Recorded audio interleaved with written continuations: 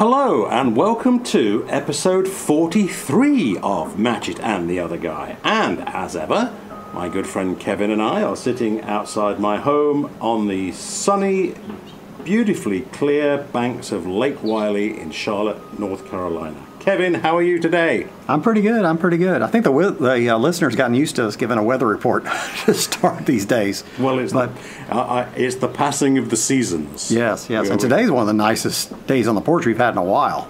Yeah, I'm not going to complain about the humidity in Charlotte because I'm sure our gentle listener is sick to the back teeth of my doing so. But it'll be back in a couple of days anyway. But right now we've got a respite, and it is very nice out here. It's beautiful. It really is. We couldn't ask for better. What are we talking about today? Well, there's come an anniversary here in August of 2021. Okay. It's a 40-year anniversary. Okay. You may not know exactly what I'm talking about just yet, but I can sum it up in 3 letters. All right. MTV. MTV Wow. This month celebrates 40 years. Well, that's fantastic. Yeah. Yeah, that's the kind of the where were you kind of thing going back 40 years ago. Yes. Well, you start us off. Where were you 40 years ago, and what was happening? Well, I had just moved. We've covered it a few times. I just moved down to Florida, and that was my first summer down there. But really, a lot of people kind of think that MTV launched and it was this huge thing nationwide, and it wasn't. Okay. When it launched, I think it was pretty much only in the New York market. So people have these grandiose memories of, I remember that, and the real fact is it had a very small market when it launched, and it had to go through these syndications of connecting into these cable systems. Right.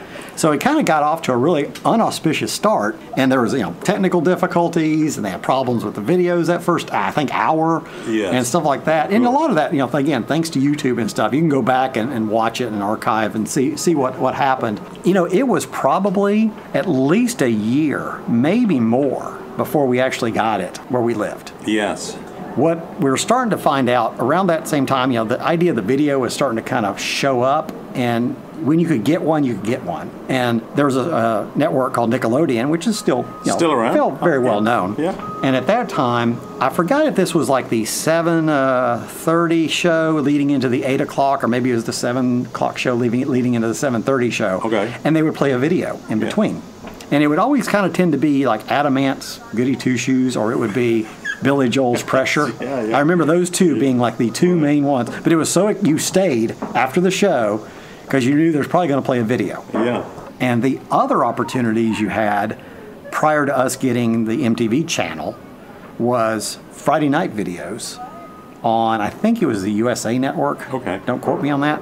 That was a big deal. And I still remember one night I drug the mattress off my bed, set it on the floor with my TV, and I was like, I'm camping out for the night, and I'm going to watch all of Friday night videos, which I'm sure I fell asleep halfway through. But, sure there's a ton of them. And the one I remember was Hall & Oates' Family Man. Yeah. Playing that first night I watched it or something like that. And then I couldn't tell you the date or when it happened, but all of a sudden one day, it clicked over and there's MTV on our system. So, how about in England? Do you recall? Groundbreaking moment. Well, I don't think we had MTV in England at the launch. Now, I may be wrong at that. And again, I keep going back to my childhood and the limited number of channels that we had. So we most certainly didn't have MTV channel. Some of it may have been played through Channel 4 a little later.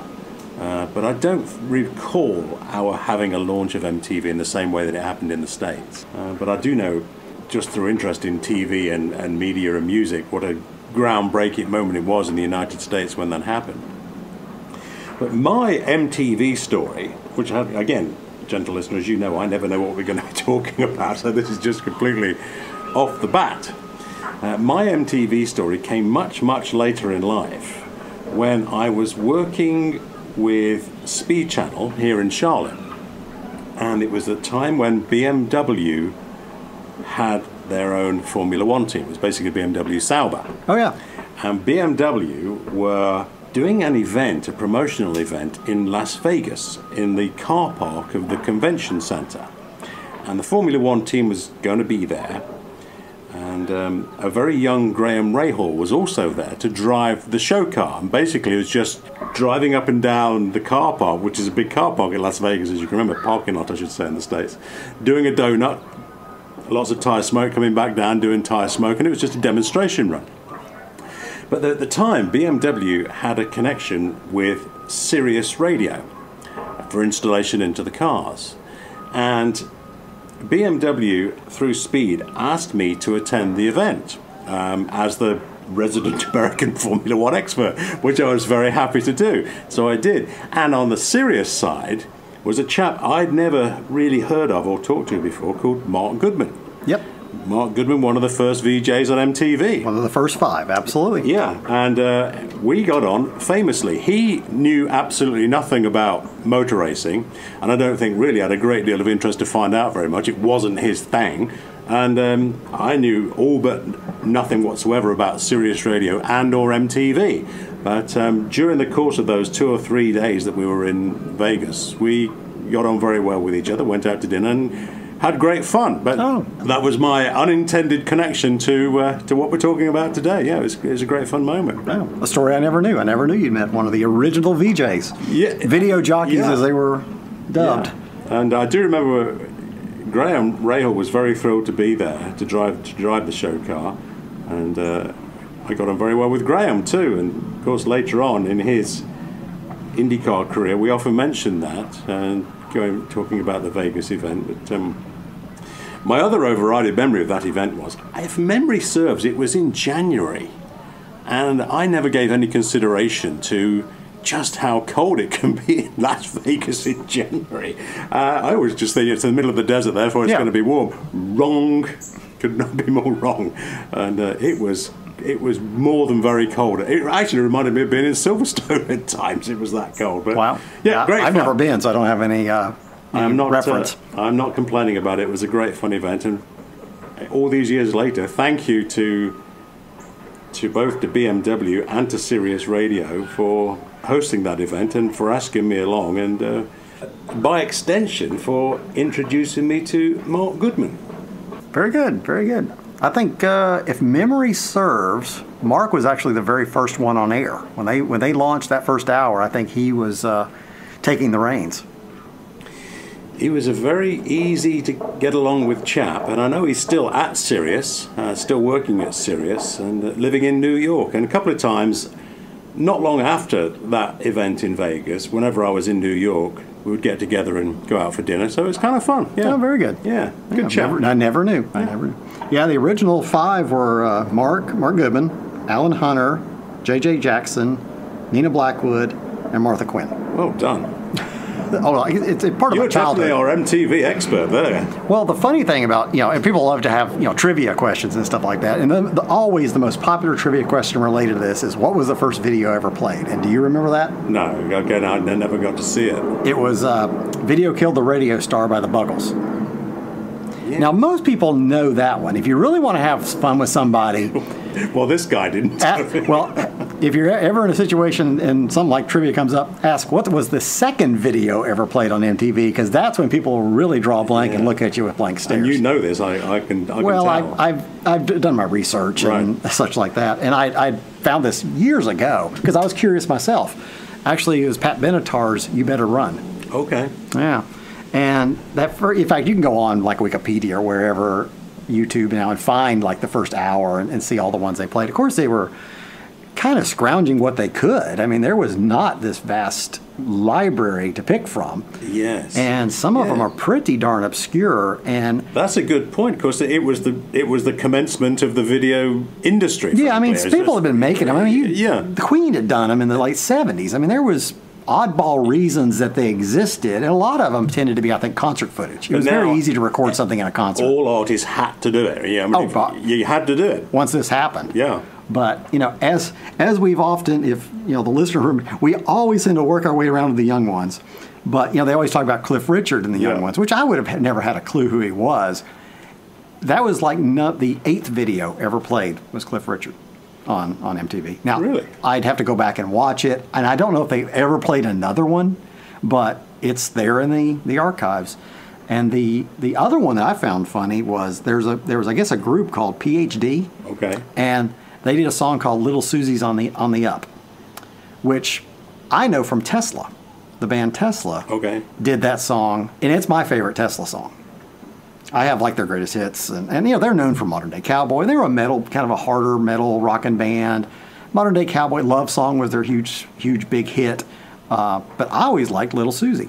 And then I saw some special about MTV, you know, a number of years ago, and again, I think they played the first hour, including the technical difficulties, including the original commercials, so you kind of see what it was like. And there was that song. I was like, I had no idea that was a remake. You learn something as you go. But yeah. And how long did you remain a passionate viewer of MTV? It's almost hard to say what a big impact that had. Yeah. It's kind of like trying to explain what a big thing Star Wars was in '77. Right, wow. This was huge. I mean, and my age, you know, you got to think I was 12 when it launched. But again, I was probably 13 or 14 before I got it, you know, in our house where we could watch it. But I remember getting ready for high school, and when I woke up, that was the first thing I clicked on the TV. And I kind of remember, it's a fond memory of early mornings getting ready for school with these videos, because they kind of played the same ones, you know, too. And even though this was years, you know, a few years down the road, and there was much more, but like I could always associate getting ready for school with either Kansas's Fight Fire with Fire video, or Robert Plant's Big Log, or She Works Hard for the Money with Donna Summer. Those just, I think, were always kind of on in the morning, you know, for some reason. I just associate those three with my getting ready. And you could veg out and watch them for hours, or while you're doing your homework, you just may put it on and it would play. But this was back in the early golden days when they played videos, when that was the thing, that was the channel. It would be just multiple videos. When they MTV, you mean? When the channel when was MTV was MTV. When MTV was MTV. And it was a magical time. Yeah. I mean, I said earlier on, I can't really recall MTV being on the TV in England unless it was via Channel 4. But that line from the Dire Straits song, I Want My MTV, which was Sting on vocals, wasn't it, on that track? Yeah. That's kind of, that sticks with me, being my like first exposure to it, thinking, well, you know, what is this MTV thing of which they talk? So I don't think it was current in England at all. Again, gentle listener, I may be wrong and I just missed it by doing other stuff like working. But I know it was a massive thing in the States, and it's clearly, from what you've told me, Kevin, this morning, it was a very big part of your life. Oh, yeah. Well, actually, going back, the I Want My MTV, you go back a couple of years, they kind of kicked in a campaign to get it on the local channels, because the cable company, your local cable provider, had to decide whether it's worth paying, I guess, the rights or fees or whatever. Sure, okay. They started this huge campaign of call your local cable company and tell them, I want my MTV. Hence the line. Hence the line. See, and if you go back now, and you could again find these too, there were tons of these things that they recorded with famous artists. The Police were one. Cyndi Lauper was one. Pete Townsend. I believe Mick Jagger did one. And they would interject them in commercial times, and it was like, call your local cable company and tell them. And everybody did their own spin on it. Like I think the Police one, they've got this telephone receiver and this wiggly cord, but it's not connected to anything. So the cord's flipping in the wind, you know, as they're saying, and they're shaking it real hard, you know, call your cable company and say, and then y'all jump in, I want my MTV. And, I remember Billy Idol did one. He gives this famous, you know, fist pump, you know. And they did little graphics kind of over it to make it kind of look edgier. But it was a whole campaign. Well, there you go. You've taught me something this morning, and I always learn from you when we have these conversations. You'd never heard of that story of my events in Las Vegas at the convention center, but I never knew that the line "I want my MTV" came from that campaign. Yeah. It never occurred to me. And you know, you got to wonder kind of how it came up in the recording session of Dire, and if like were they like, well, let's call our buddy Sting. He actually recorded one of those. Maybe he'll do a vocal for us or something like that. That'd been an interesting discussion of how it became. Dire Straits is a good way of leading into this. I mean, a lot of those videos were groundbreaking. Yeah. And that was one of them, because that video was essentially mostly all computer generated with those kind of boxy characters moving around. And I think that was very cutting edge for its time. Absolutely it was, sure, yeah. I mean, video graphics was absolute infancy. Yeah. And then, I mean, you'd have the videos like you started with, you know, on the first, you know, year of them, whatever, and a lot of it was concert footage, or it was very much a shot in the studio, or kind of made to look like an alley of just the band, you know, and nothing's like, you know, all the electric guitars aren't even have chords connected to anything, because you're lip syncing anyway.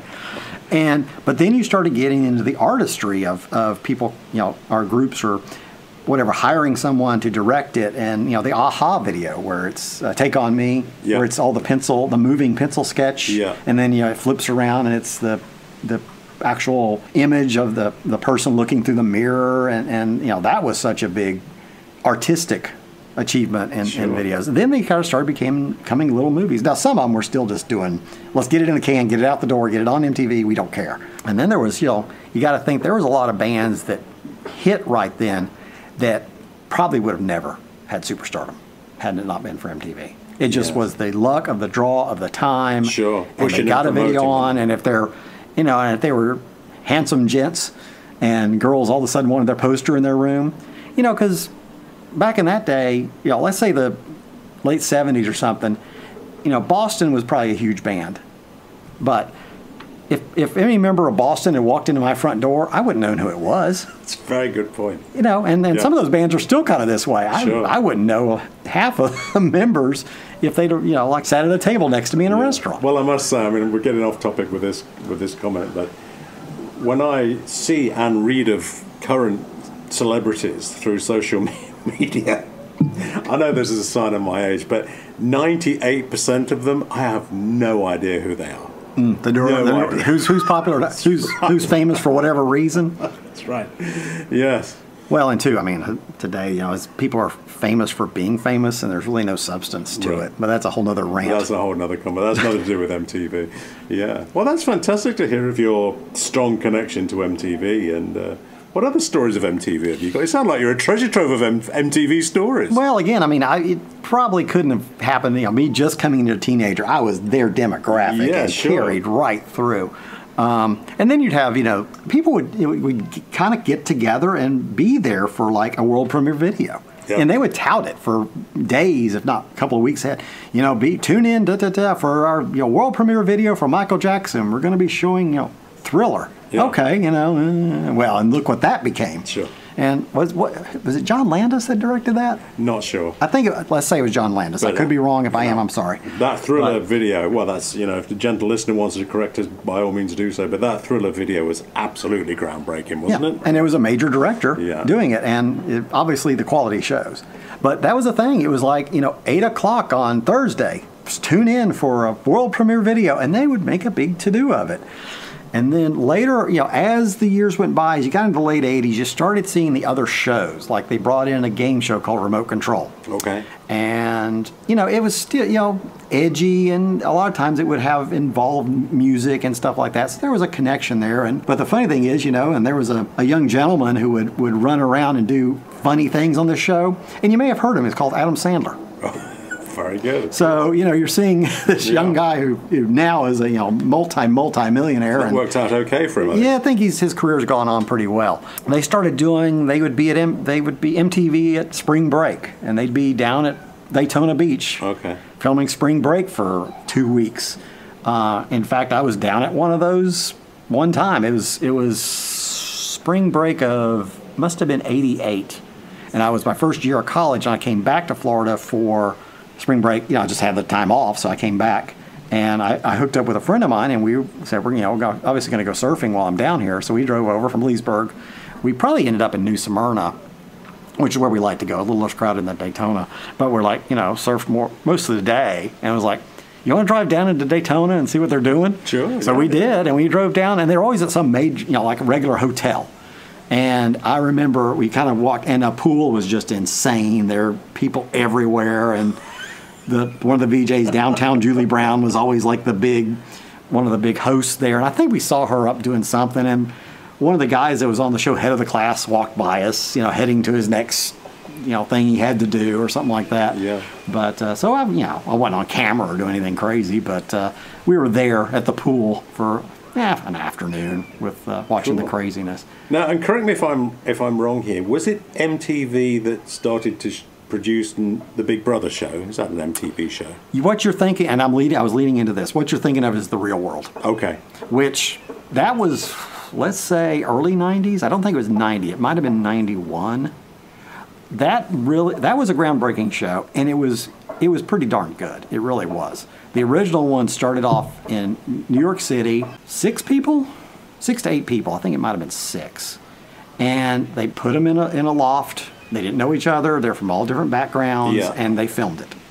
You know, most reality show now today, everybody says it's all scripted behind the scenes and stuff like that. Yeah. I really don't think The Real World was, at least in those days. And we watched it. We watched it quite a bit. We taped it, and, you know, that way we always had every one, and we could go back and watch them. So it was kind of a big deal, and it led on to multiple things. But I don't think any of the series or the years or locations were ever as good as the original. Yes, and we've used the phrase groundbreaking 2 or 3 times in Reddit this morning already, talking about MTV. But was The Real World, was it a groundbreaking show? Had anything been done like that before? Or I don't think so. Yeah. I mean, I think they might have taken the cue from some show who knows, maybe there was an English show that was a live thing that they might have picked up on. I don't know if they were the very first, but it was such a big deal here, and it led to, I'm sure it led to all that you're seeing now as reality TV. Sure. And of course, it's a gem for the network because it costs so little to produce. Absolutely. I mean, you're not paying, these aren't stars yet. They may become, but if you pay them nothing, there's simple film and edit, and boom, you've got an episode in the can. TV show. So I'm sure they just went bonkers. Yeah. You know, and once they saw the ratings, and had it been no interest in it, none of this would be happening now, when we all would have been better off. Yes, I mean, even in my limited 20 years exposure to the television world, I can say that if you ever presented a TV show idea to the suits of a TV network and said, hey, well, you don't really have to spend anything, and we're pretty sure it's going to be very successful. I like that idea. Yeah. Well, at least give it a green light to try. That's right. Yeah. But I can't now, so that's early 90s. Continuing on, and I can't say when it happened, I'm sure it was a slow burn, when it just went down the tubes. MTV became what it is today, and it's just a shell of what it was, and there's no substance to it anymore. I mean, it's just these, in my opinion... You sound so downbeat when you're saying it, even in your tone of your voice, yeah. Well, I mean, it's just...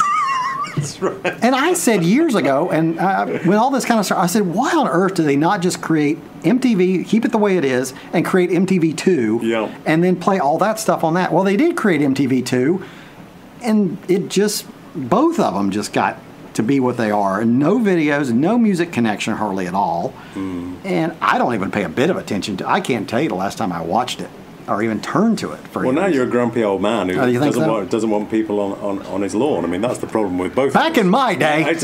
I'm afraid to an extent it is that. But I do agree with you. Things do change, and things sometimes change not for the better from a certain perspective. Yeah, like I say, as it grew, certain things, I think The Real World was a nice, it was an addition. But again, it was a part of what they did.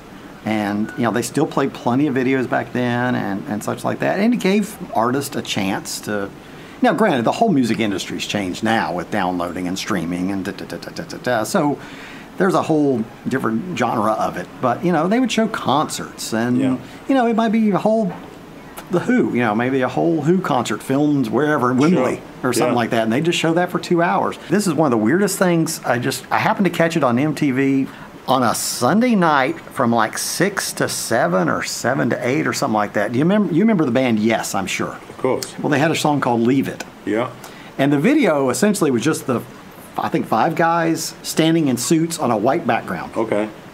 Well, for an hour, they played nothing but that video, but every time it was different. Like, the next time they played it, the whole thing was upside down. The next time they played it, it would be flipping. The next time they play it, it'd be doing this weird movement. Yeah. And I sat there and watched, and it sucked me in. I'm like, how many of these and you got to think, who green-lighted this? Okay, we're just going to play the same thing over. Are we that hard up for filler? No, this is about 85 or 86. There's, I'm sure, tons of great stuff to put out there, but they were quirky enough to do it. That's right. Some stuff works and some stuff doesn't work. And yeah, occasionally you just hit on a formula. It doesn't have to be complicated. The example you've just given is a classic example. If it works, what's that great a great quote from John Madden? We've probably used it before. You know, if a play is working, don't change it until the defense beats it. You know, so if you've got some formula that's working, just play the same video over and over. Why change it? Yeah. Just a different time and a different era, but it was an important time. I mean, it's not to be dismissed, and it's one of those that these youngins these days just will never understand what a big impact this had. When generations refer to each other, and usually we always look back on the previous generation and say, you know, we're in a much better place than we were before. It's very easy to forget and overlook that. I say this about motor racing all the time, really, is we only got here because we started there. So to be dismissive of what went before is complete nonsense, because you wouldn't have what we have today if we didn't go through what we've done. Yeah. You know, in motor racing you could say anything. Well, gosh, the cars of yesteryear were not very safe. Yes, but it's because they weren't very safe that we introduced seatbelts, and in Formula One we introduced stronger, stiffer chassis construction, and the halo, and whatever else has come along since. They're all because we started there and we got here. Yeah. And when the current generation are somewhat dismissive of the music industry of 30, 40 years ago, don't do it, kids, because in 30 or 40 years' time, the next couple of generations will be looking back onto today and saying, wow, what were those guys doing? Yeah. You know, it's just the way the world works. You're young, and then you're not so young. And it happens very quickly. Well, I mean, and too, you know, the technology we have today is, you know, I can pick a song that was, you know, I loved in '83. All I do is I go right up on YouTube. I can watch that video right now, and if I want to watch it 20 times in a row, I can. Yeah.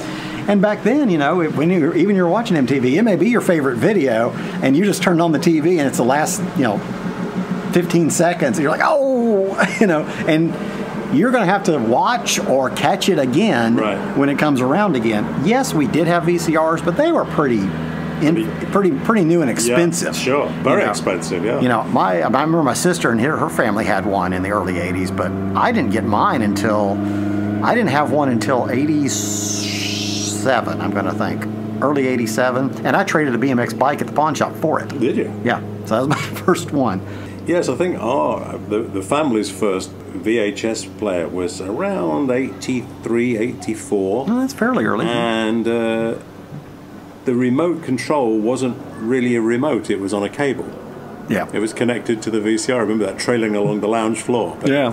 Our first cable box, when we first got cable in Knoxville before we moved, it was a little box that looked almost like an answering machine, and it had like 17 chakunk buttons. Okay. And I still remember 17 was the one. 17 had the coolest stuff on it. You know, of course, this opened up, you know, we're jumping back to TV now, but in general, but, you know, you go from 3 channels to 20. Yeah. Oh my gosh, your whole world is opened up.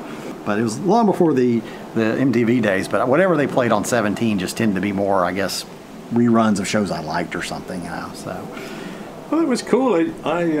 You always are. You're definitely our music expert between the two of us sitting here at the table. I mean, I listen to music all day long, but I'm far from expert on it. But you're certainly our MTV expert. I had no idea you had such a strong, passionate connection to MTV. But again, that's my failing because of living in England and not being exposed to it in the same way. But I appreciate what you've just told me about MTV. That's been very enlightening. Well, good. I'll give you another trivia thing you can do with your friends, too. Ask them what were the very first words ever spoken on MTV.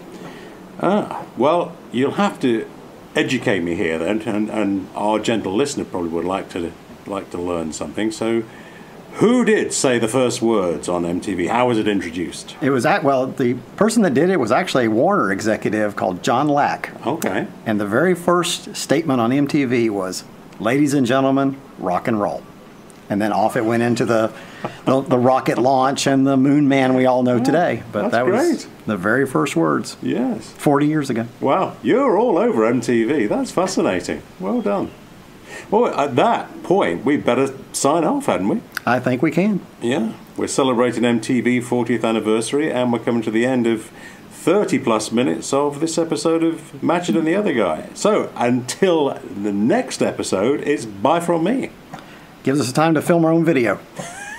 Maybe by next week. Bye. See ya.